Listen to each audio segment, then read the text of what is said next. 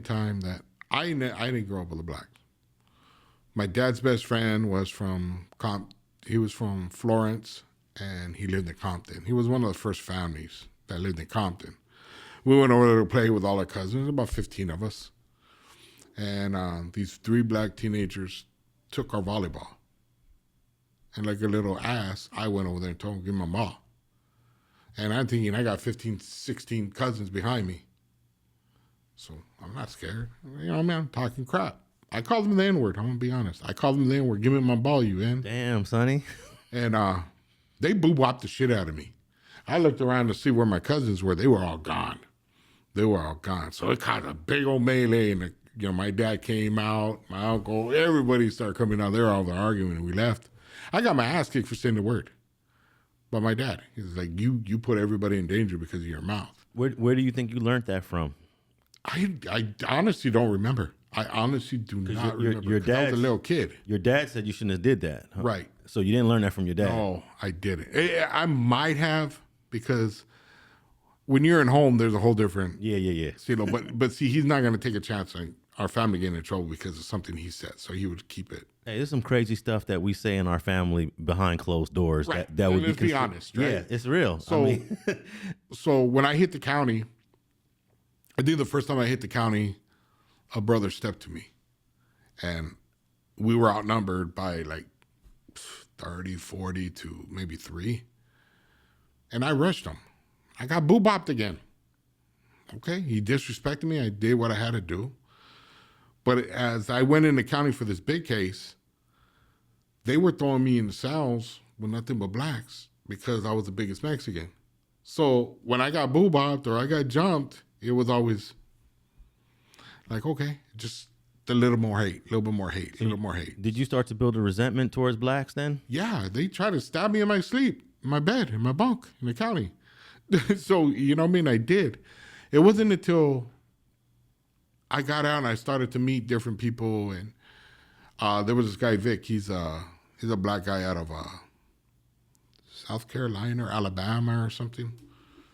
And I got to talk to him. We BS'd, and, it was cool. And I started to understand that, I got to cut all that jail crap loose. I don't really eat with people. I won't really sit there and take food from anybody. And that's just me. I didn't smoke cigarettes with nobody. I didn't drink with after anybody. I do it for my family, but that's it. But that's something I've been, and it wasn't personal. But at the same time, if I'm locked up, I'm going to follow rules. That's just who I am. I'm just going to follow rules because I don't want, it's better to follow rules than to break them and then get caught up over some crap, Hey, do you remember what area in Compton you was when you got into the altercation with the black guy? No, I was young. Okay, you don't remember the street? I don't remember nothing. I was going to try to figure out what hood you was in when that happened. They beat the crap out of me, though. Okay. So what's the first prison that you remember going to after you hit reception? Corcoran. I was on a B yard, which was a soft 4, I guess. Was it a 270 or a 180? 270. They didn't have 270s yet. They didn't have 180, they didn't have 270s. I hit the joint in 93. Okay.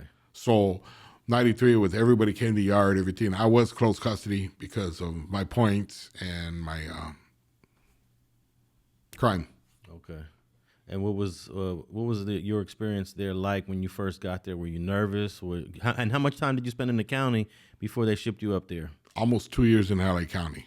Okay, so you was ready to get out of there then? I was ready. So when I hit the joint, the first thing is I ran across somebody I knew from the county. And he seen me, and I was standing by the basketball courts. He seen me, and he's like, hey, all the homies are right here. But the first thing I noticed is he didn't act the way he was in the county. He was a whole different person.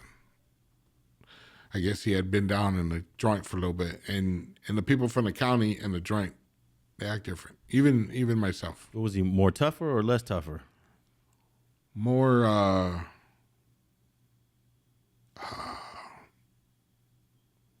more like a cholo, more gang members. So he was more gangster on the yard. Yeah, he was more gangster in the yard than he was. And what do you think that was all about? I don't know. I think we all do that. It's just we get around a certain environment, it changes, and people start talking different, acting different, presenting themselves different. And I'm guilty of the same thing. But it's more kickback once you get to Corcoran after spending 2 years in the LA County jail. Yeah, but just that persona you want everybody to know, hey, yeah, I'm a gangster or whatever. But like, I didn't realize that I was different until my daughter pointed out one day. Because we went somewhere, I think it was Universal, and I seen some dude that was busting the joint. So I started talking to him. And my daughter goes, why'd you act like that, Dad? And what are you talking about? She goes, you acted different. And she pointed it out to me, and I was like, wow, I do. I don't know why I did it. I just kind of like fell back into it, talking like I did when I was in prison. So when you got to Corcoran, was it a trip to see people that you either knew on the streets, that were friends, or even from your own barrio, just to see people you know now on the prison yard? It was a trip, but it wasn't guys like from my neighborhood. 'Cause my neighborhood was really extremely small at the time. And there was only, I was the only one in the joint at the time. So I would see enemies, and I would be like, man, I used to chase that fool around. And now all of a sudden he's Mr. Gangster, and I'm not saying everybody like that, just some. And I was like, dude, I can't believe this dude. He's acting like this, like, you know what I mean? So it was just a trip that I seen some people I knew weren't really about that life, but they acted a certain way. So when you was in Burbank, a lot of your rivals were from North Hollywood? North Hollywood, Sun Valley, all around Burbank, all around. Sun Valley, that's Violent Boys? Violent Boys was in Sun Valley, and then, you know. Something called the Diablos over there? Yeah, Diablos too. Okay. So you're bumping into these cats on the prison yard. Yeah, there was somebody from Violent there. And then they tell you that even though this is your enemy on the streets, we got to get along. Yeah, we got to get along. Yeah. I mean, it must be some really crazy situations where this person killed his best friend through rivalry, but now you're shoulder to shoulder with a guy that knocked off your best friend or your brother or your cousin, and there's really nothing you could do about it, right? Yeah, you can do something. It's going to cost you your career. It's going to cost you your life. I ran across the guy that paralyzed my best friend. Wow. And I went after him. They stopped me, thankfully, but I was to the point where I don't care. You know what I mean? Hey, that whole rule proves that all this street conflict is bullshit. Correct. I mean, if you're forced to be shoulder to shoulder with the guy you hate the most on the streets, then all this street stuff is bullshit.